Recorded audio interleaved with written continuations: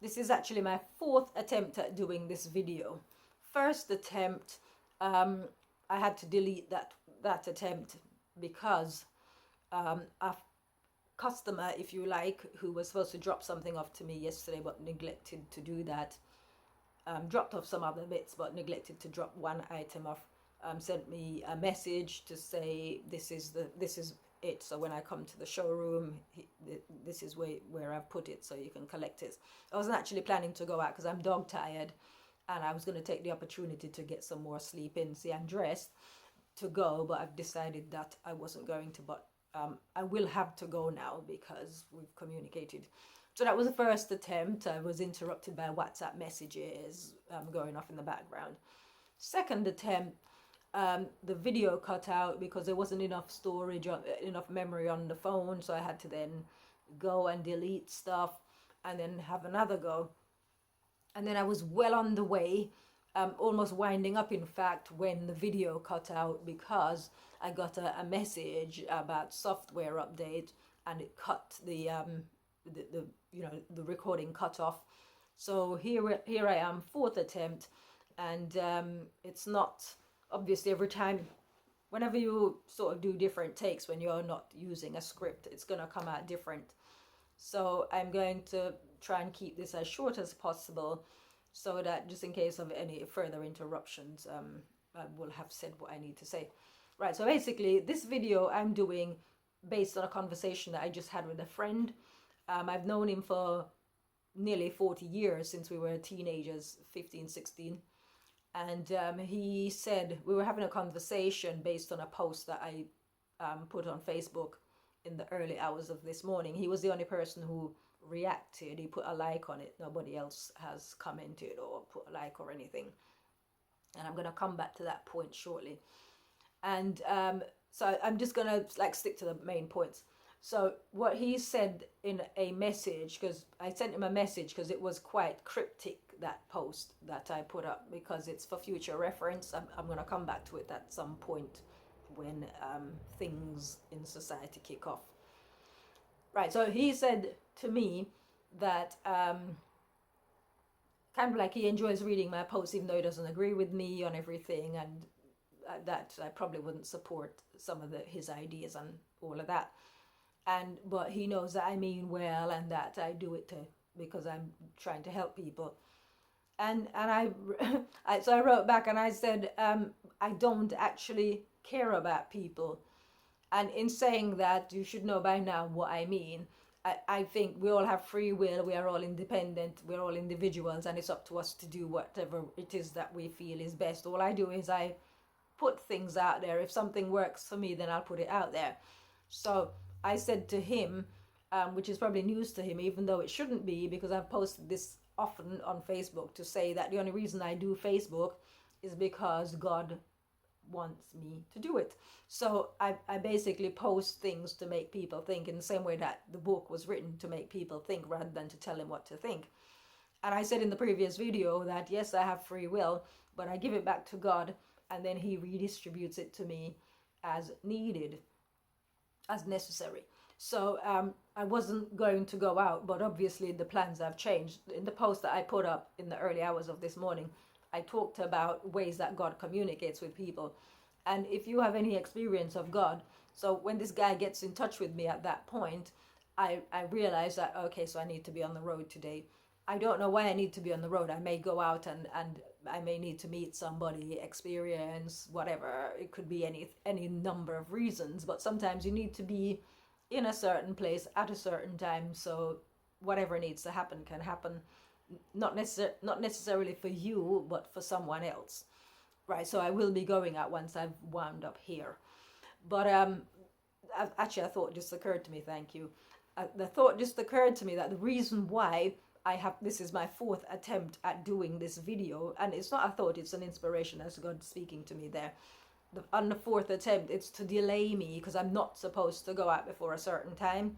Sometimes you know these things in hindsight.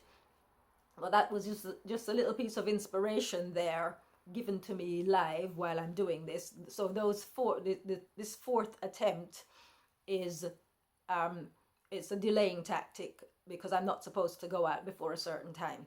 right? So that's that. Whether it be for my own protection or because I need to meet somebody or, whatever, with God, timing is everything. So, right, so that was my friend. So I corrected him and I said, I don't do this because I care about people. I do it because God wants me to do it. And as well, perhaps a week ago, I said the same thing to a friend, my friend who helped me get the book published. I talked about him in another video, where he said, I posted something again on Facebook, and he commented and said that he knows that the things I did at church, I did it because I love the people. And it's sort of like, that's like holding up a cross to Dracula, when people misinterpret me. I've never done anything because I love or care about the people. I do it because that's what I'm supposed to do in that moment. That's what God wanted me to do. So if I say what I say, then I say it because that's what I need to say. So I wouldn't say yes to a person when I mean no, and I'm not going to say no when I should say yes. I do what I need to do, and I say what I need to say in that moment. So anyway, moving on from that. So what the conversation that transpired between me and my friend this morning ties in with the post that I put up was I mentioned a conversation, or rather an exchange, that I had with a group of, people would call them liberals or snowflakes, but I would say these people don't actually have any politics. They're all about feelings and emotions. So if you pander to their feelings and emotions, you're a good guy. If you don't, you're a bad guy. And this exchange came about because somebody had put up, a Facebook friend that I don't have contact with. A lot of people would send you requests and you add them because there must be a reason why they've sent the request. So I just add them anyway, even if I never communicate with them. So I saw across the timeline that he posted something, this comparison between Barack Obama and Donald Trump, and saying what a fantastic speaker compared to Donald Trump, Barack Obama is. So I simply commented by saying, I've never found Barack Obama to be an inspirational speaker. He doesn't inspire me, right? Simple. I don't find him inspirational. But on the other hand, I find Donald Trump funny and entertaining. So enter all of these people. Are you serious? Literally name calling began, blah, blah, blah, so on. But one of my favorite activities is to have people attack me on Facebook, and I open up my weaponry, my weapons cabinet, and just start using them as target practice. And when I say opening my weapon, I'm not talking about physical weapons or bombs or anything like that. I'm talking in terms of spiritual weapons, for we wrestle not against flesh and blood. Right, so the real fight ultimately is spiritual. So whenever I get an opportunity, I've already talked about the mask thing and not wearing a mask and the energy that I carry when I go out and so forth. It acts as a repellent, because it's spirit recognizes spirit. So the good spirit, if you're a good person, will warm up to you, and if you're not a good person, then the bad spirits will warm up to you. And so it's that kind of thing. So a certain type of people like Donald Trump, a certain type of people like Barack Obama. It's simple. It's a matter of taste, based on who we, the individual, are. We like who we like because of how they, if you like, how, what's the term I'm looking for? Okay, so Barack Obama, who's like Mr. Nice Guy. Everybody loves him. Oh, he's so cool. That's all right if you like people because of coolness. I like people. I prefer Donald Trump, in fact, because he says it like it is. So he's more representative of me. Irrespective of politics or whatever, I like people who say it as it is. Even if I don't agree with them, I like people who believe something and stand by that belief and make no excuses for it. So even people who, if you like, are racist, I don't have a problem with them because that is what they believe. And providing they're not going around and trying to force people to comply or going around attacking people, your views are your views, and I don't have a problem with you having them. I'm not in the business of changing people's minds. Like I said, I just put things out there to make people think, not because I choose to, but because that's what I'm inspired to do in that moment. I mean, sometimes when I, Elizabeth Young, want to write something on Facebook, it doesn't flow. When I'm writing something and it's because God wants me to do it, it flows. I don't have to think about it. I just write. I just start writing and it flows. However, even if it's a small thing that I want to say, it's like I get blocked. Sometimes and I know the reason I get blocked is because I'm not supposed to say it. So after several attempts, just like with this video, this is the fourth attempt. Ordinarily somebody else might have given up and say, I'm not supposed to do this. But it's in that moment when I was doing this that the inspiration came to say it's a delaying tactic. So you got to know when it's a delaying tactic and when it's that, or rather, you got to know when it's God trying to tell you not to do something and when the devil is trying to prevent you from doing something. So, to cut a long story short, so this was the exchange with these people, and the name calling and all sorts of things happened. But I'm bulletproof when it comes to words. Sticks and stones can break my bone, but words can never harm me. I'm bulletproof when people are hurling insults at me. So what I did, I screenshot it and I posted on Facebook. But what I do, sometimes I will, when people are saying really terrible things to me, I will screenshot if the post is not public and put it on Facebook so that people on my page can read it, because they're going to look at it and think, oh my gosh, their thoughts are their thoughts. They don't necessarily, in fact, very few people come and have an opinion as regards something like that. But people read my page. I know they read it because they will mention it to me in private, or I've already done a video about this, or if I see them somewhere, they're not people that I communicate with much anymore because I don't see them from church days. When I see them, they will tell me, I read your page, keep it up, this, that, the other. Or they will send me private messages to say, you posted this thing and it really helped me, it was for me, whatever. I do what I do. Sometimes I get feedback, sometimes I get no feedback. For me, it doesn't matter. I just do what I do because that's what I'm supposed to do. So I'm trying to race through this. So anyway, so that was them. So it was an opportunity for me to try out my weapons. And it's always Elizabeth Young, 25, 50, 100, the opposition nil.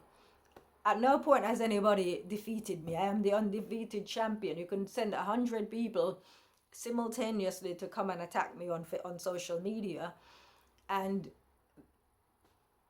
I'm going to win because my weapons are superior.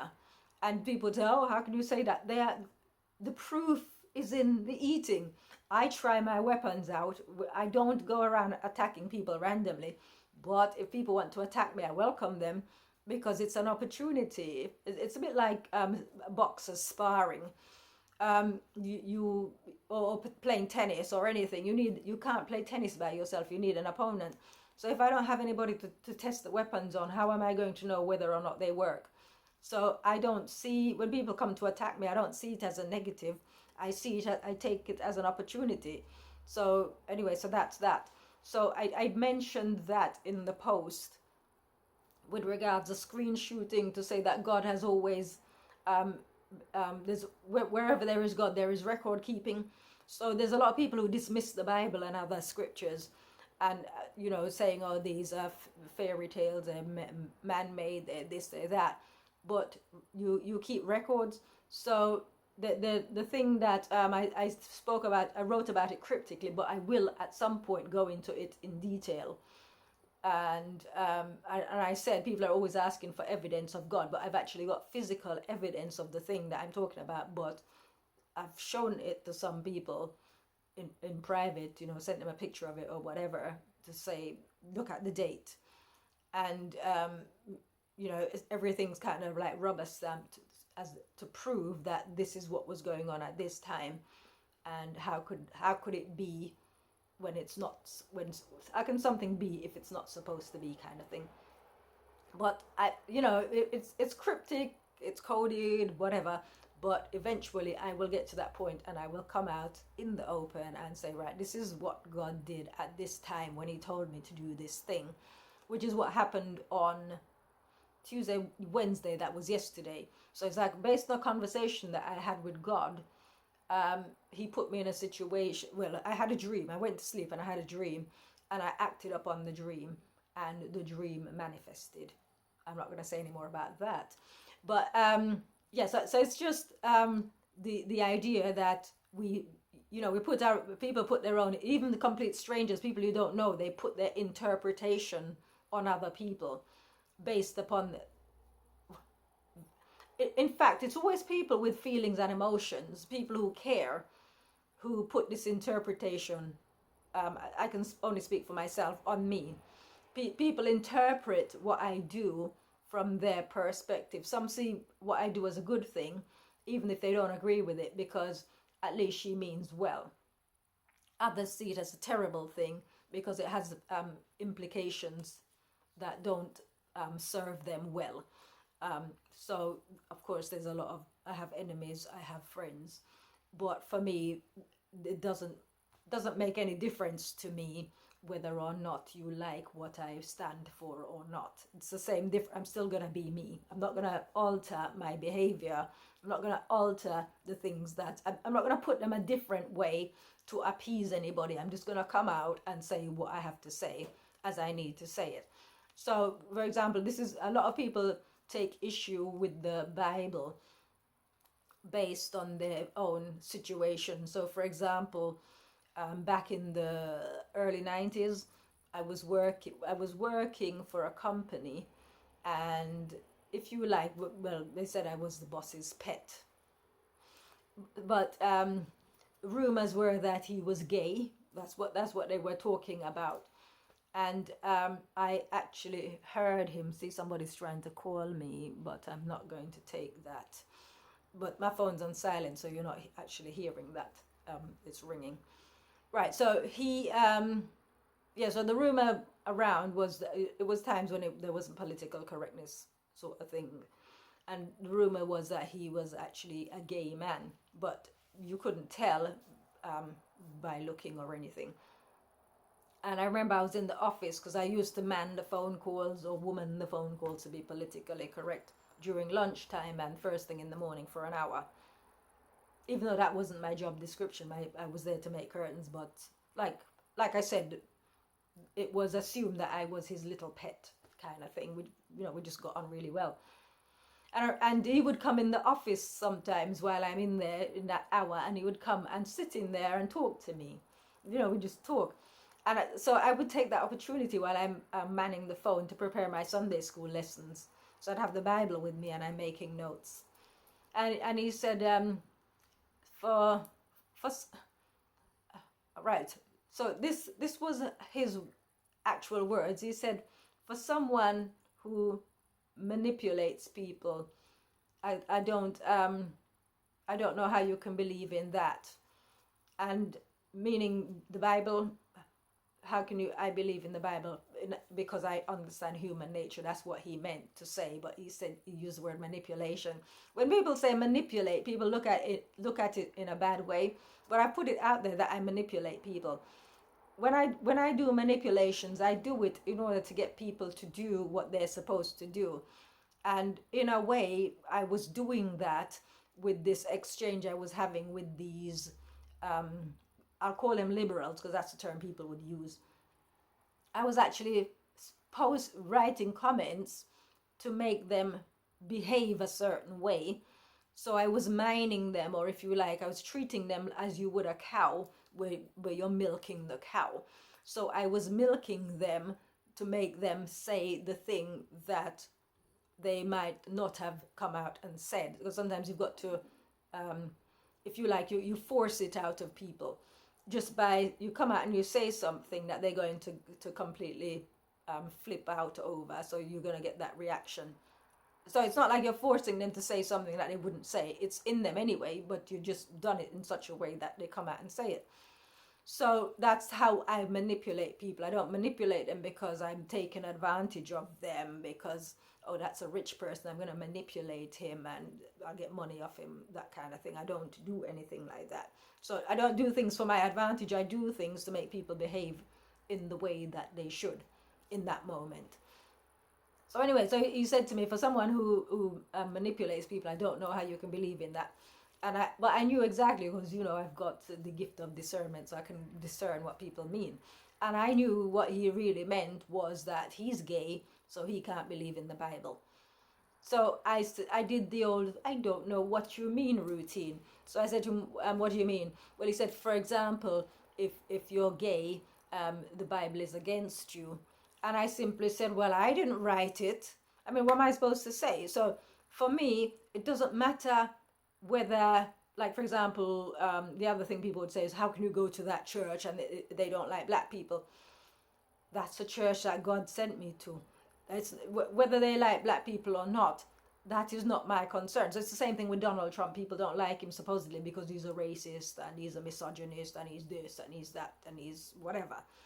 I don't care what Donald Trump is. I still find him funny. I still find him entertaining, right? So one of the other things that the guy said, the one who put the post up about Barack Obama, again, people judging, he, to his audience, who by none of them are mutual friends or anything on Facebook, to them he said, oh, on her page she evangelizes.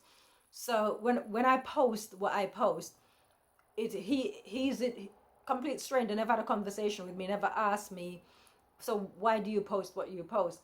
So he said, oh, she evangelizes and this and all sorts of things. So all of them now, they're preaching somebody, how can you believe in God and you're this and you're that, and about I'm like I'm working for Satan kind of thing. So obviously people who know me, who know what I'm about, they would find it interesting because I think, like I said, I put things to make people think. So when I do a screenshot and I post that and they can read the things that people say, the things that people say I am. So for example, there are people who swear I'm an angel and there are others who swear I'm the devil, right? And it's usually people who it's more the people who are religious who will swear that I'm the devil, and the ones who are not religious are the ones who will swear that I'm an angel. So it's all very interesting just to if you like to study people, to not study them as such, but just to hear their various opinions. And those opinions come from how they feel about themselves, how they feel about life, and how they feel others should feel about them. So for me, nobody needs to feel anything about me. You can like me, you can hate me. It's the same difference. You don't have to you don't have to skirt around me. You don't have to make any kind of plans for me. Like, I'm here, my sister's at the hospital because I said I wasn't going to go. I'm not going to say to them, oh, I think your policy on masks is stupid, there's no pandemic, this, that, the other. I can say that, but I'm not going to say you need to change your rules for me. Fine, if your hospital needs me to wear a mask, then I just won't come. And that's how I look at it. So, for example, you hear people, at the minute, the current conversation is about the Sainsbury's advert, where apparently a lot of white people are saying they're going to boycott Sainsbury's because they've used a black family, and you've got black people saying, oh, it's about time because we've had to sit here and watch white people on the TV for so long, and now it's our turn. And I'm thinking, you people are just playing, it's the divide and rule. And so they're setting nation shall rise against nation, men against, black against white, man against woman, educated against uneducated, the rich against poor, so on. So the religious against the non-religion, the different religions against one another, conflict. So again, it's this thing where people are triggered to react to things that are said. So one of the things that was apparent with these people, a bunch of white Americans, I'm a black person. Barack Obama is a black person, even though he isn't. He's half black, he's half white. I'm black, Barack Obama is black. I should like Barack Obama. And even one of them called me, and I think it was a guy, he's Asian, the one who did the post, or Iranian or something. He actually called me an Auntie Tom as opposed to an Uncle Tom. So basically, the interpretation, because I don't support supposed black issues, I just do my own thing, then that means I'm against black people and I stand with white people who are against black people. I don't stand with anybody, I just do my own thing, right? So it's just very interesting, just the way people put their own interpretation based upon how they, how they feel about themselves, like I said, or how they how they've positioned themselves in the world. So there are some people who are do-gooders, and the do-gooding, right? I know someone who is a do-gooder, and the do-gooding is because it makes him feel good. And so this is what people don't seem to understand. Like, for example, with the Black Lives Matter, there are black people who think anybody who talks in favor of them is for them. That's the easiest way to con somebody. You just need to pretend that you are for them, that you support them. Easily conned. And as well, the best person to use to con people is somebody who looks like them. And so the biggest con that they've played on black people, in my opinion, is to give them Barack Obama. And I'm going to leave it at that. I mean, all of these things in due course, because whatever is done in secret will come out into the open. We wrestle not against flesh and blood, but against demons, really.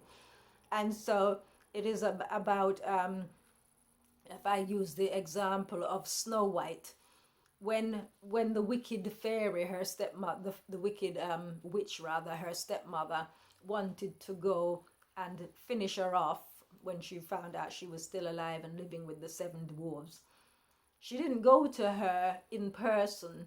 She went in the image of somebody who would appeal to her as a kindly beggar, rather peddler with an apple, right? She went bearing gifts. The same thing with the fall of Troy. The Greeks came bearing gifts. They brought them gifts. Beware of gifts, right? Beware of the gifts that people bring you. It might actually be a poison apple, right? So in the same situation with Snow White, she ended up consuming some of the apple and fell as though dead. The apple lodged in her throat or something. That only happened because she took compassion on a kindly old lady. We need to, not that I'm here to give advice or whatever, but we really need to be careful of who we think is for us and who we think is against us. And as I said, it's not necessarily the person who's all over you, who tells you what you want to hear, who is all sweetness and light. It's not necessarily that person who is your friend. It could be the one that you view as your enemy. I remember my nephew, I introduced him to a film called The Black Shield of Falworth. That's Falworth, Black Shield of Falworth, and it's a film that stars Tony Curtis. And in it, he's, I call it night schools. It's set in medieval times. And the treatment he gets is much harsher than the other would-be knights.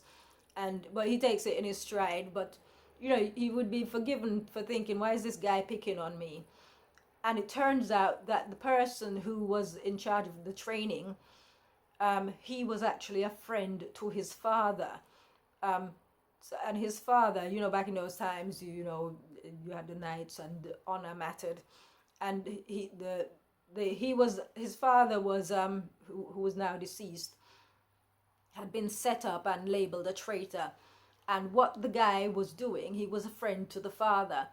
And he had taken this boy in, this young man, or rather a friend of the father, unbeknownst to the character played by Tony Curtis Miles, had taken him and his sister in. And the whole point of it was so that he could get trained, because a knight had to avenge, or rather reclaim the father's honor. And they were fast tracking him so that he could develop the skills required to go into combat against the wicked knight who had dishonored the father, or slandered him, if you like, and this, as a consequence, disinherited Miles and his sister. So it wasn't that the treatment that he was getting was harsh. He was getting it, his training was more intensified so that he could learn quicker, faster. And at the end of it, everybody was friends, honor was restored, and all live happily ever after. So, not that I'm not going to say whether Donald Trump is better than um, Barack Obama in having people's best interests in mind, but it is to say that in the same way that you might look at somebody and think this person's horrible, this person's harsh, I don't like him, I don't like the way he comes out and says things, it doesn't necessarily mean that that person is your enemy. It's the one who is telling you what you want to hear. That's the one that you really need to be mindful of. That's all I'm going to say on that point. But like I said, from my standpoint, as somebody who just says it like it is, I do what I need to do. It is interesting the different interpretations that people put on me personally, based on what I say and do. And that's for better or for worse. Some people, they keep their opinion to themselves, but at the end of the day, in the same way that these liberals came at me, I don't know them from anywhere, but people tend to do that when they don't know me. That's what they do. They will sort of, come and challenge me in that way, and then they get to find out.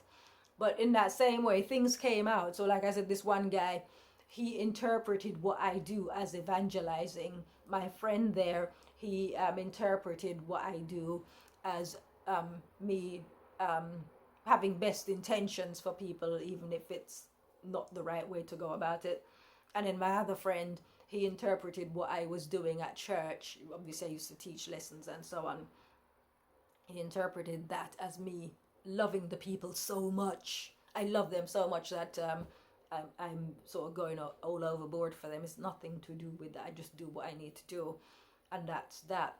But like I said, I found it interesting that after nearly 40 years, 20 years respectively, people still, they judge with their natural senses as opposed to by the spirit. What I can say is whenever I come into any situation with anybody, I let them show me who they are. I don't presume who anybody is. And that's why I come to the conclusion that with this generation of young people, they don't have any politics. It's just about, they like whoever panders to their feelings and emotions better than the one who doesn't. And it's simply that. So that's what I learned as a consequence of that. But like I said, the other things that I talked about in the Facebook post, at some point in due course, I will come out and I'm going to show people that, yeah, you can prove that there is such a person as God, a personage as God, because I have evidence of his dealings with me in that at that time, in the early part of this new century. And now let me organize myself and head out the door and see what adventures awaits me. So you guys have a good day. See you later.